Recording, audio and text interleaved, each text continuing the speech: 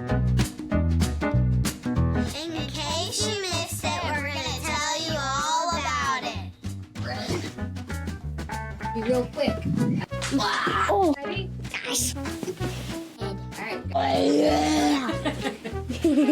All right. It's like a seatbelt. So can you tell me the story about Jesus feeding 5,000 people? Jesus was walking with 5,000 people walking with him, and then they were all hungry. But there was only a little bit, and God made so much food for everybody that they all had food. They wish they bought a snack, but they didn't have any food left. They didn't pack enough food. There was this little boy, And he had fish and bread, and Jesus asked the boy if he could use his fish and bread, and then the boy said yes. But Jesus could make it spread apart that everybody could have some. He had fish and bread. Jesus eat the bread and the guys eat the bread, and there's blueberries in there. and it was just out of one little boy's lunch, he fed 5,000.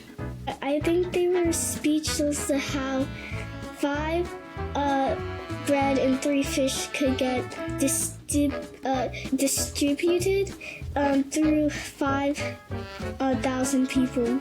Do you think that piece of bread would feed 5,000 people? Yeah. Pretty big. Yes. If it was tiny, then maybe I'd feed everyone crumbs. No.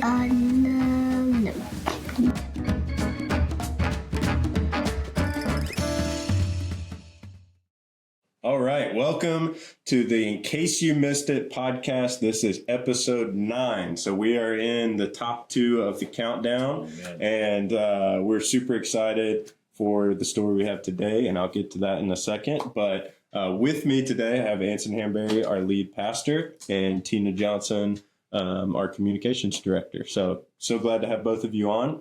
And just to give a caveat, over the past couple episodes, I've worn a lot of orange, and I just want to throw it out there that this podcast is not sponsored by the University of Tennessee, but this just happens to be most of my closet. And so, I've got to put the clothes to use. They can't gather dust in the closet. So that's just the way it goes. But we are a church that exists to bring healing, connection, and purpose to people all around Lake Norman through the love of Jesus. That is our heartbeat. That is our focus. That is our mission here at Lake Norman Baptist. And we hope that this podcast is an extension of that. And so if you've stumbled across this, you're listening to it for the first time, our prayer is that you experience the healing, connection, and purpose through the love of Jesus as we discuss that today. So how about you? Tell the people what story number 2 is. Well, it connects very well with what you just said and with our mission at the church, which leads with the healing that Jesus brings. And one of the ways that Jesus brought healing consistently was by meeting the physical needs of the people in his community, all around, in and around Galilee. And so this might be the most famous miracle that Jesus performed of meeting the people's physical needs, and it's the feeding of the 5,000. It's in all 4 of the Gospels, one of the very rare things that all make it in all 4 of the accounts, and it's central to the story that each Gospel writer is telling about Jesus. And it's one of our kids' favorites. So not surprisingly, Jesus feeding the 5,000 is number 2 on the countdown. And so it's been fun to dig into, just like all these stories, to see what I might have missed and maybe what, we might miss in the story. Yeah. And I would love for you to tell the story of the stuffed piece of bread in the kids video that you just happen to have Randomly, for this moment. Randomly for such a time as this, as Queen Esther unveiled a couple of weeks ago. Number 4. We do randomly. My youngest daughter loves bread, and as a young child, for some reason, she saw this Amazon massive baguette that she wanted. So at Christmas time, we now have this body pillow sized baguette. And when this opportunity came up to actually break that back out, I thought, okay, for such a time as this, we get to break out the bread. So it ended up being a great focal point for this particular story with the kids, because for some that were a little more camera shy and that were a little hesitant with all the lights and the microphones, to be able to throw bread at them, like manna falling from the sky, throwing bread at them was something that actually calmed them down a little and got them engaged in the conversation. So there we are. We get to use the body pillow bread right there on set. But it was really cool because it kind of gave them a visual too of, do you think that Jesus could, what do you think he did? Could he make 5,000 pieces out of this? And they were like, kind of chopping at it, trying to figure out, I think he could. Yeah. Good. So it was a fun object lesson for them. Yeah. So That's really cool. So also, in case you missed it, Tina's voice is the voice in the videos, sort of prompting the kids. Tell us a little bit more about, we're getting close to the end of this. Yes. We don't have you on every time. I don't know if you're going to be with us next week. Talk to us about just your experience with getting the kids telling the stories and how all that went. It was a lot of fun. So we did a couple of weeks of taping for them, and we would go through all of the questions, and it was surprising and enlightening to me, like the details that they pick up even at such a young age, and just to see the joy. And we got to this particular story, and they would light up when we would say, something. I would ask them a question about a story that they knew. And when we got to this one, they were like, oh, I love that story. And so just seeing the joy in their faces, retelling the stories, really brought me back to how we should have that childlike faith and joy and excitement when retelling these stories, because they did it. And even the littlest, like little Henry shows up in this one, who is the youngest of the ones that we were able to interview. And even he chimed in. He thinks maybe there were blueberries in that basket too, which, is a new detail that got added. But it was a lot of fun, like just hearing out of the mouths of babes some of the things that they had to say. But they told it very eloquently, I feel like. So you saw that you've seen that for the last 9 weeks. And number 10 is going to be no exception to that. So it's been a lot of I've been impressed. Like you say, the details that these kids have pulled out, I'm like, wow, good for them. They know the story, and they use big words too. It's like, it was neat. We got some parents putting those Jesus Storybook Bibles to work. I think we must. I'm impressed. So kudos to you, moms and dads. Yes. Doing the Bible readings at night, and then the kids are learning. Doing a great job. Yeah. I think it's been something people look forward to. Also, I do. with the kids. So I'm kind of sad it's coming to an end, to be honest. Yeah. How boring will our sermons be now at the beginning? We set the bar pretty high. Yeah. So thank you for doing it, though. That was a lift, a few months ago to get all that happening. And shout out to Palmer, who's been doing the video editing, putting all this together. So you can't appreciate it until you see someone listen to that over and over again, like how much time he's actually invested doing the editing on the back end. So definitely shout out. Yeah, and Palmer, one of our students, graduated high school this year, going off to college. So students getting involved, playing a part in the series as well. So it's been fun. Thank you for putting it together, Tina. Thank you. Well, let's dive into this story. We've said this multiple times through this series, but I do feel like this is a story that has so much familiarity, even if you're not in church circles, that it is really easy to miss stuff because you know it so well. So you just, you focus in on the main pieces. So what are maybe some of the things in this story that we might miss? Yeah. And I'll mention too, one of the things about this story is that it's so much shorter. Yes. Than most of the stories that we've talked about. So that's been nice for me in the preparation, by contrast, like the story of Joseph, just trying to synthesize 14 chapters of Genesis. It's just a ton of material. Whereas, the feeding of the 5,000 is really just a few short verses. Now, what's around it, the context around it, I think there's lots that, we can learn that, we probably have missed along the way. But if you're just talking about the story itself, I think where you start to see some of the details that we might miss is when you see it side by side in all four Gospels. So, this is one of the few that Matthew, Mark, Luke, and John all include this in their Gospel. And I hope I get this right. I think it's Matthew, Mark, and John all mention that it was a grassy place where where Jesus invited the 5,000 men, which is another detail. Like so many of the stories in the Bible, they're in this, sort of patristic society. So they'll count the men and say, besides all the women and children.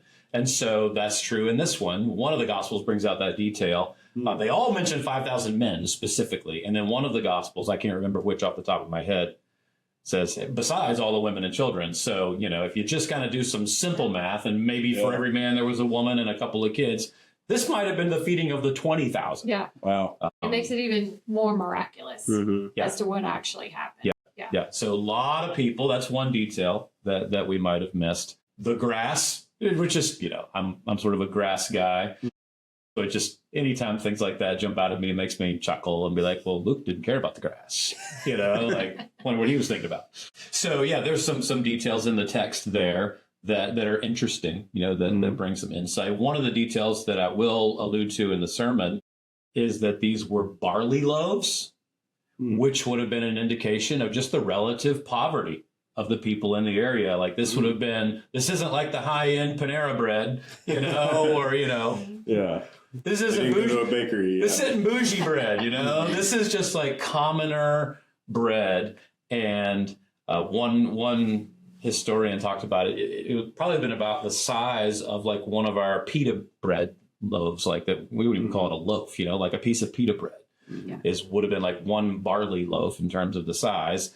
And, so one serving that might have been a meal would have been 3 of those. So here this boy, has these 5 loaves and 2 fish, which that's a detail that's only in John. John's the only gospel writer that references this boy that had them. All 3 of the others mention the 5 loaves and 2 fish, but it's just one of the disciples will say, hey, we have these 5 loaves and 2 fish. So just interesting things that the gospel writers include in their stories. Yeah. I could go on, but there's a number of details in the text itself, but also remarkably consistent. Among it was in the evening. That's a detail that John doesn't. So it won't be in the sermon in particular because I'm taking the John account in the sermon. But yeah, this would have been like late afternoon, evening, maybe dusk, starting to get dark. Which last week when we were talking about Moses and the parting of the Red Sea, one of the details that I think most of us missed was this happened at night. I don't know about you, but in my mind, I guess I just default to picturing everything happening during the daytime. Unless somebody points out otherwise. But this would have been more like the dinner meal, and then leads right on into the story of Jesus walking on the water. In 3 of the 4 Gospels, the very next thing we see is Jesus walking on the water, and I believe that's also Matthew, Mark, and John. Whereas Luke takes a little bit of his order of things is a little bit different. But the pairing of those 2 things, and it is something I hit on in the sermon, Jesus feeding the 5,000 and walking on the water, those 2 go together in sequence. So it was the night after the feeding of the 5,000 that we have Jesus walking on water to his disciples. And in John, and this is a big deal in the sermon, all this was happening around the time of Passover. Well, what were all the Jews remembering at Passover? It's like our Christmas. It's like, when you get past Thanksgiving, we're retelling the Christmas story again and remembering all the things about the birth of Jesus. And every year we try to learn something new from a very familiar story. Same thing in the Jewish culture. So around this time of year would have been around April, the springtime in our calendar. It was the time of the Passover, which every year in the synagogues, they would have been retelling the story of Moses and the Exodus, of the painting of the blood of the lamb on the lintels and the death angel passing over, and then God leading his people out of Egypt. And then story number 3 that we talked about last week, the parting of the sea. So the Exodus account would have been the season that everybody's telling the story again. And all the kids are, they got out their flannel board and they're putting the things up in the synagogue classes. And they didn't really have flannel boards. But this is what would have been on the mind of the faithful Jews is, they're in Passover season again. Yeah. And here Jesus performs these two great miracles, one in the sight of everybody, one in the sight of his disciples, that connect to two of the major themes of the Exodus. Yeah. The manna in the wilderness. So God feeding his people miraculously for 40 years. I mean, it's one of the major events in Israel's history that would have been a theme every single year. And then here we have Jesus coming along and performing a miracle that would have clearly recalled the miracle that God accomplished through Moses. And then the walking on the water, another water miracle. We've talked about that through a number of these podcasts. It's just so many miraculous things associated with water in the Bible. So interesting. And so these two things together, the feeding, miraculous feeding of people with bread, and a miraculous event transcending, the natural laws of the world around water, which one of the themes throughout all four Gospels is Jesus' identity. They're all telling the story of Jesus to reveal his identity as the Son of God, as the Messiah. Yeah. And to reveal who he is. Because I was reading a commentary that was talking about that. It's like you can look at the story of the 5,000 and you can see it from here's a little boy who shares, and you can look at it as a story of, sharing and kindness. And then you have how God takes little and makes it much. You can look at all those things and pull all of those themes out of it. But the real theme is who he is and how we consistently look to our own agenda to fix things versus looking at who God is and what he can do and how he can make the impossible possible.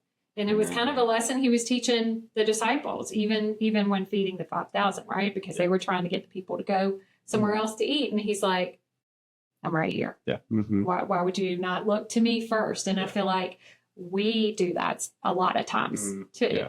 And I think it's interesting that it pairs with the story of him walking on water, because the same thing happens. It's like we know who he is and we know what he's capable of, yet sometimes we forget.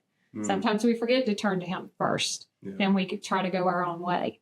And that's not the right path, because he can do such amazing things. So there's that theme of forgetting and remembering again that we talked about last week. Got to remember. It's popping up. I think that's really good. Because that's so true. We forget where the source of our provision is, and we like to think it's in ourselves. And I think specifically in Western culture, specifically in our community, I feel like that's a huge temptation. So we've, not all of Lake Norman is affluent, but most people are in middle class to, upper classes. And it can create this sense of like, well, yeah, I've worked hard and I've got to this point. We have the house, we have the cars, maybe have a boat, we have the things, and we think that that's all come from something we've done. And it's so easy to lose sight of just Jesus as a provider of life. And the fact that we have life, the fact that we have joy, all the great things we experience are only because of him. Even salvation itself is only through him. And I'm really thankful you drew that out. But that's not something I've noticed in the story before. So yeah, that's really good. This is changing the subject. I'm so curious, why was there such a big crowd? Like, where did the crowd come from? What drew that many people to Jesus at that moment? Yeah. So Matthew talks about Jesus, they were coming to him for healing. So he'd been healing these people all day. They were bringing their sick to him, which is, it's a theme specific. You see it a lot in Matthew in particular, but in all of the Gospels. So not unusual that crowds would come to him. So he had withdrawn to what most of the Gospels call a lonely place. So all these people are like, as word is getting out, as the fame of Jesus is spreading, more and more people are hearing about him. More and more people are bringing their sick friends and relatives to him for healing. And so I think that's generally what was happening. And Jesus took his disciples sort of, all right, we're going to go and pull away from this. John is very specific about where that lonely place is, by the Sea of Galilee. The other gospel writers just sort of refer to it as a as a place to get, away from the crowds, but, they're pressing in, they're coming for more of what they want from Jesus, which was healing, like physical, immediate healing. Mark talks about he was teaching them about the kingdom of God. Luke talks about teaching the kingdom of God along with the healings, which is one of the things that we see in the Gospels, teaching and healing going together. So I think this was it was a time in the growing power of Jesus' ministry that people were coming to him.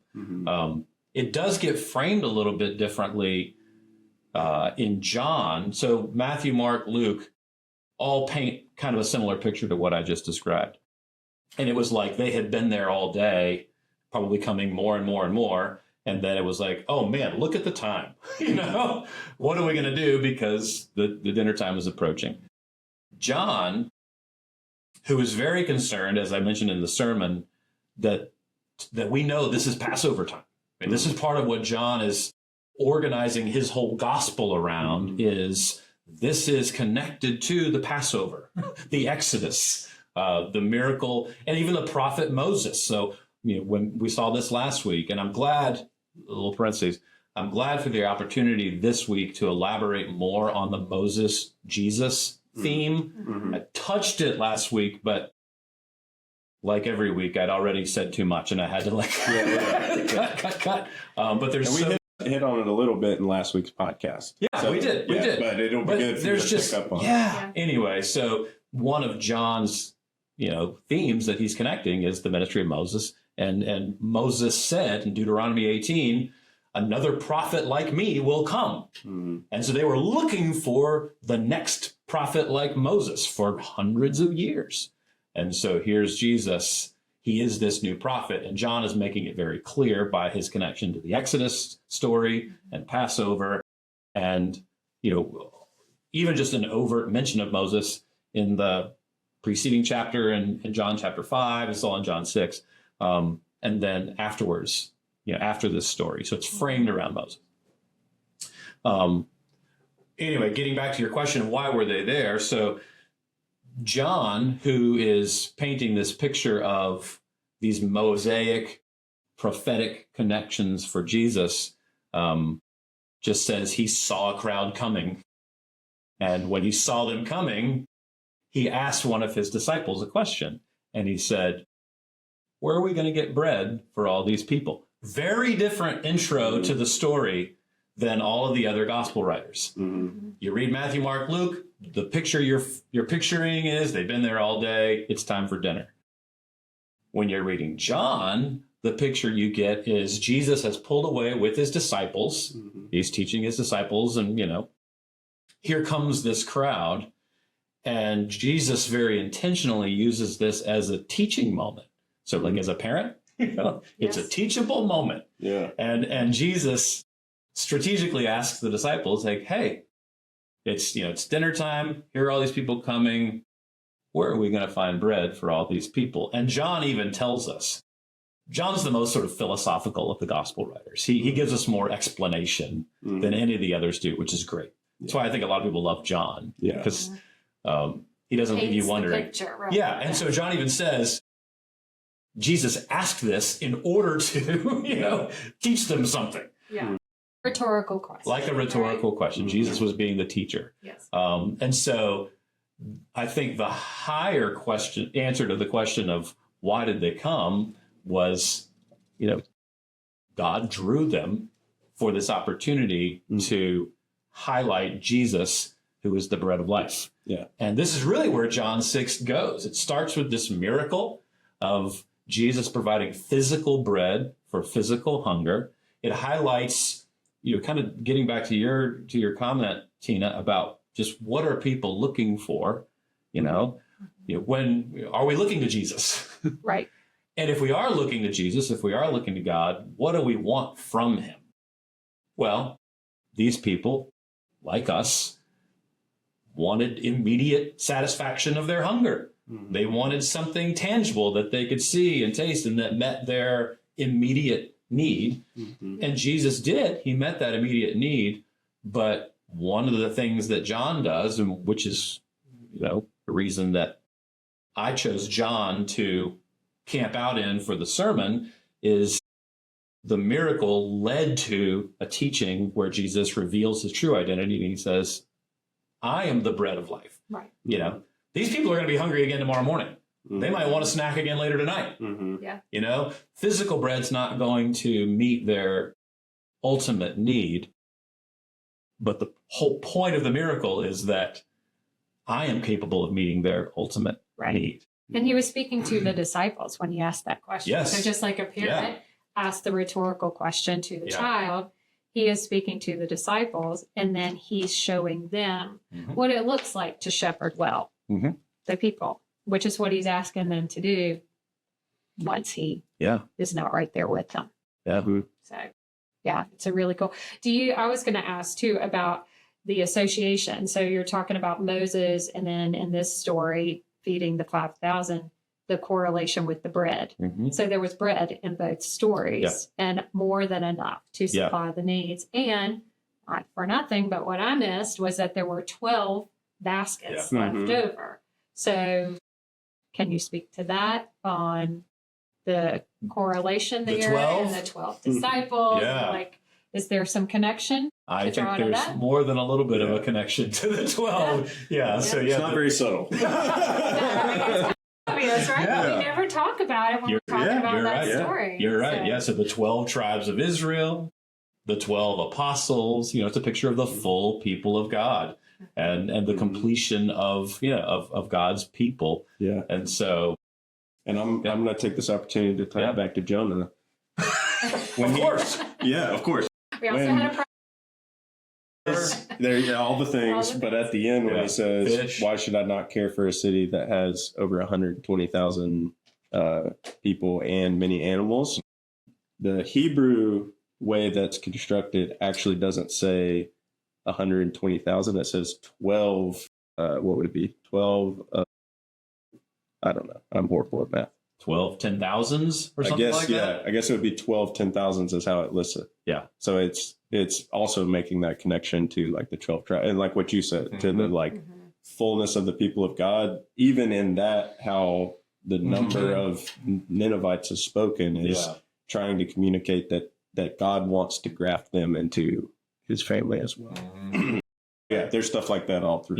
It's interesting. Even the fact, now you got me thinking, Tina. I want to go back and kind of read this one more specific because, it's clearly an allusion to some very famous 12s, the tribes, the apostles. Usually that means the complete full people of God. Now I'm wondering, I want to go back and dig a little bit more on this. Like in this specific context, that there were 12 left over, I wonder if there's something there that's like, and this feeding is not just for the people who are here, the 5 to 20,000, but I'm sufficient for all, the people of God. I don't know. There may be more in that 12 reference. There probably is. Because one of the things, and it's really come home for me in all these stories, is just, it's the details of these stories that if we believe in the inspiration of God's word, which we do, that God is leading these biblical writers to include, all of these details for a reason. And there's just so many layers of meaning when you recognize that, and when you recognize how writing happened in these ancient civilizations. Numbers were very important. They were symbolic. So they would have seen a lot of symbolic meaning in the use of numbers. And then so many other details that if we were sort of ancient Jewish readers, we would have locked in on, 12 baskets. That's an important detail. And, I want to go back to something you said about what were these people after? What was it that they were wanting? And they had this immediate hunger they wanted fulfilled. And I'm curious, in our culture today, what do you think some of the many things that we probably wrestle with, but what are some of the hungers in our world? What are we after that we're looking for in all these different places and just missing that we can only find it in Jesus? Yeah, I don't know if you're doing this on purpose, but I appreciate the opportunity to highlight our mission. Yeah. I mean, one of the reasons that we've articulated our gospel mission as bringing healing, connection, and purpose is because I believe these are, so this is not the only way to frame the deepest hungers that people have, but I think it's a very good way to frame the needs of people, the hungers of people in every generation. People are seeking healing. And you know that because when somebody's sick or something is broken, whether it's a physical sickness, a relationship is broken, when things fall apart in life, everything stops, until that healing happens. People are longing for connection. Loneliness is one of the epidemics in our culture. And so being connected in meaningful relationship with other people, yes, ultimately with God. And finding purpose. People, one of the hungers is to do something that matters in life. We have a hunger for significance. So I think all of those things that we talk about so much are a good representation of what people are seeking. And I think this story invites us to look for the deeper satisfaction of those hungers, not just the immediate, I'm hungry today, give me what I need for today, but lead us toward the eternal meeting of those needs that Jesus can provide. And I think that's where John uniquely really takes us in the story of Jesus feeding the 5,000. Yeah. Great. Yeah. And I think that's a great way to wrap up this story. And I wish we could unpack all that more. Maybe we can in a future podcast. But thank you both for just taking the time to be a part of this. Thank you for listening, and we'll look forward to seeing you next time.